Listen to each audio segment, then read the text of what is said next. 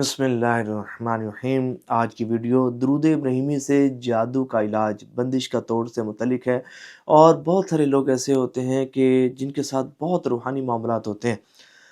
بعض اوقات ان کے اوپر سخت قسم کا جادو کروایا جاتا ہے، بعض اوقات کالا جادو ہوتا ہے، بعض اوقات صفری جادو ہوتا ہے، بعض اوقات ان کی صحت پر بندش لگا دی جاتی ہے، ان کے کاروبار پر بندش لگا دی جاتی ہے، ان کی اولاد پر بندش لگا دی جاتی ہے۔ بعض عورتیں ایسی ہوتی ہیں کہ جن کو بانجھ کر دیا جاتا ہے، بعض مردوں کی مردانہ طاقت کو ختم کر دیا جاتا ہے، بعضوں کے کاروباروں پر بہت سخت بندش لگا دی جاتی ہے، بعضوں کی اولادوں پر اتنی سخت بندش لگائی جاتی ہے کہ وہ ان کے نافرمان بن جاتے ہیں۔ بعضوں کے جسم پر اور دماغ پر اتنا سخت قسم کا جادو اور بندش لگائی جاتی ہے کہ لوگ جو ہے وہ سوچنے سمجھنے کی صلاحیتوں سے بھی محروم ہو جاتے ہیں اور نیم پاگل ہو جاتے ہیں، ان کا دل و دماغ کام ہی نہیں کرتا۔ اور پھر جب جادو ہوتا ہے تو پھر بندے کا جو دل ہے وہ عبادت کی طرف مائل بھی نہیں ہوتا، عبادت کی طرف توجہ ہی نہیں بنتی، نفس جو ہے وہ عبادات سے غافل ہو جاتا ہے۔ اور یاد رکھیے گا کہ یہ جو جادو ہے نا، یہ حقیقت تو ہے، اس کی حقیقت سے انکار نہیں، لیکن یاد رکھیے گا کہ یہ اسلام میں سخت حرام اور کبیرہ گناہ ہے، اور جتنے بھی یہ جادوگر لوگ ہیں یہ اللہ کے غضب کا شکار ہوتے ہیں اور اللہ کی رحمت سے دور ہوتے ہیں، اور ان کی دنیا بھی برباد ہوتی ہے اور دنیا کے ساتھ ان کی آخرت بھی برباد ہوتی ہے۔ میں آپ کو ایک بات بتا دوں کہ ایک پروفیسر صاحب ہیں، وہ سورۃ الرحمن سے علاج کرتے ہیں، یعنی کہ ڈاکٹر صاحب ہیں، میڈیکل ٹریٹمنٹ بھی دیتے ہیں، اس کے ساتھ ساتھ ان کے ہاسپٹل میں سورۃ الرحمن کی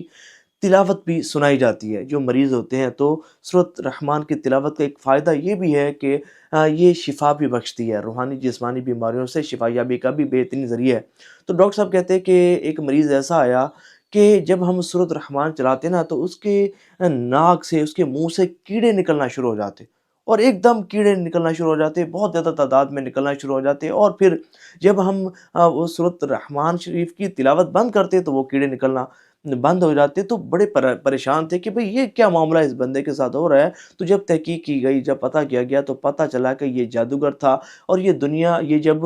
صحت یابی کی حالت میں تھا تو یہ لوگوں پر بندشیں لگایا کرتا تھا، ان کے رزق باندھ دیتا، ان کی صحت باندھ دیتا، ان کے کاروبار کو باندھ دیتا، ان کے رشتے باندھ دیتا، اور ان کو بہت زیادہ طرح طرح کی پریشانیوں میں یہ مبتلا کیا کرتا تھا۔ یہ اسی کا عذاب ہے، اور کہ جو اس کو ملا کہ اس کے سارے جسم میں کیڑے بھر چکے ہیں، اور یہ جو سورۃ الرحمن کی تلاوت ہوتی ہے تو تلاوت کا امپیکٹ اس پر پڑتا ہے اور وہ کیڑے نکلنا شروع ہو جاتے ہیں، گویا کہ اس کو شفا یابی کی طرف یہ سورۃ الرحمن لے کر جا رہی ہے۔ لیکن بات یہ ہے کہ جو بھی بڑا جادوگر ہوگا اس کا انجام تو خطرناک ہوگا۔ وہ ڈاکٹر صاحب کہتے ہیں کہ اس کا انجام بہت سخت ہوا، بہت سخت ہوا، اور اس پر نزع کی جو کیفیت تھی وہ بہت شدید رہی، اور ہم نے کسی کو اتنی شدت کے ساتھ اور اتنی سخت تکلیف میں مرتے ہوئے نہیں دیکھا۔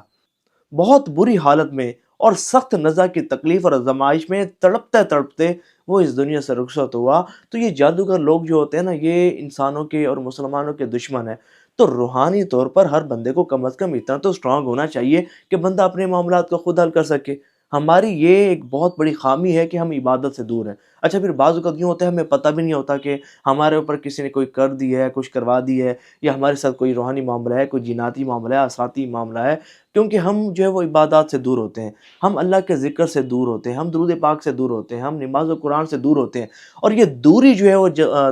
جادوگروں کو ایک بہت اچھا موقع فراہم کرتی ہے کہ جو بندہ اللہ سے جتنا زیادہ دور ہوگا نا، وہ شیطان سے اتنا زیادہ قریب ہوگا۔ یہ بات یاد رکھیے گا، جو بندہ نماز روزے سے اور عبادات سے دور ہوگا وہ شیطان کے اتنا زیادہ قریب ہونا شروع ہو جاتا ہے، پھر شیطان کھل کے اس کے ساتھ کھیلتا ہے، پھر کھل کے اس کی دنیا بھی برباد کرتا ہے اور اس کی آخرت بھی برباد کرتا ہے۔ تو سب سے پہلی چیز کہ جو شخص چاہتا ہو نا کہ اسے اللہ کی امان نصیب ہو جائے نا، ہر وقت باوضو رہے، ہر وقت باوضو رہنے کو اپنا معمول بنائے، نمازوں کی پابندی کرنا شروع کر دے۔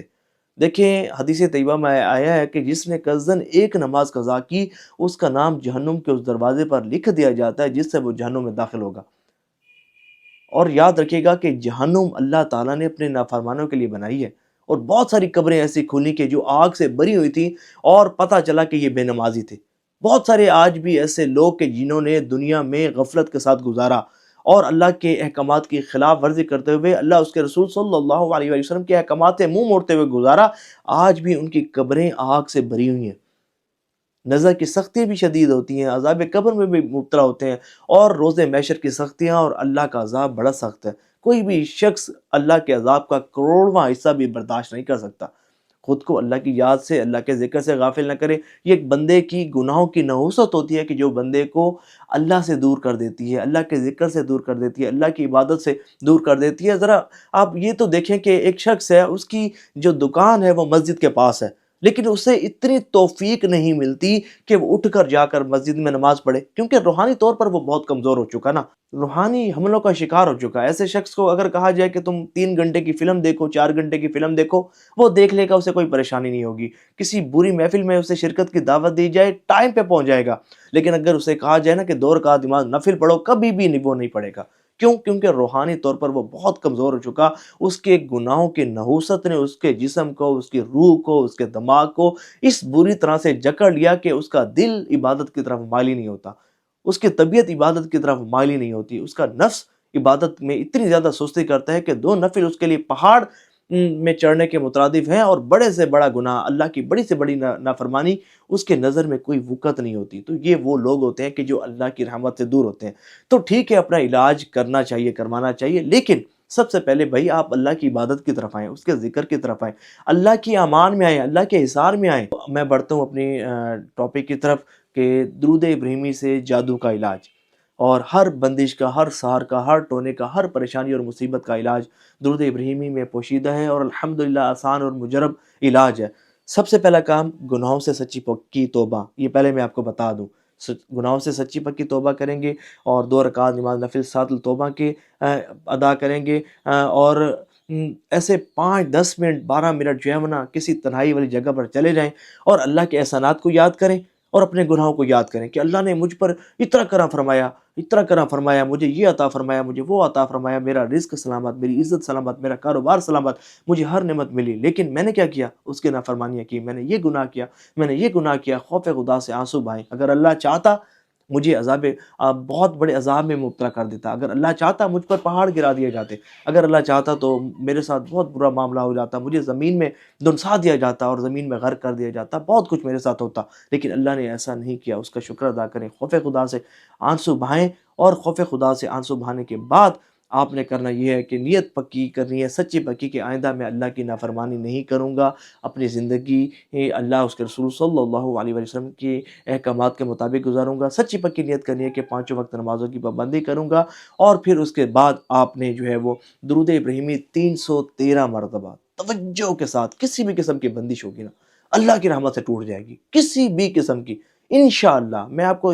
یعنی کہ ہم دعویٰ نہیں کرتے، اللہ کی رحمت پر بھروسہ ہوتا ہے، اور یہ اللہ کی رحمت پر بھروسہ ہے، مصطفیٰ جان رحمت صلی اللہ علیہ وآلہ وسلم کی نگاہ شفقت اور کرم نوازی پر اتنا یقین ہے، اور میں 100%، 112% یقین سے کہہ رہا ہوں، کسی بھی قسم کی آفت، مصیبت، پریشانی ہوگی دور ہو جائے گی، کسی بھی قسم کا جادو ہوگا انشاءاللہ ٹوٹ جائے گا، اور کسی بھی قسم کی بندش ہوگی وہ ٹوٹ جائے گی۔ 313 مرتبہ روزانہ توجہ سے آپ نے درود ابراہیمی پڑھنا ہے، اور پڑھنے کے بعد پانی پر دم کرنا ہے، پانی پی لینا ہے، سارا دن وہی پانی پئیں، اور پڑھنے کے بعد ہتھیلی پر دم کریں، جسم پر پھیر لیں، 41 دن یہ کام کریں، کسی بھی قسم کی بندش ہوگی نا اللہ کی رحمت سے ٹوٹ جائے گی۔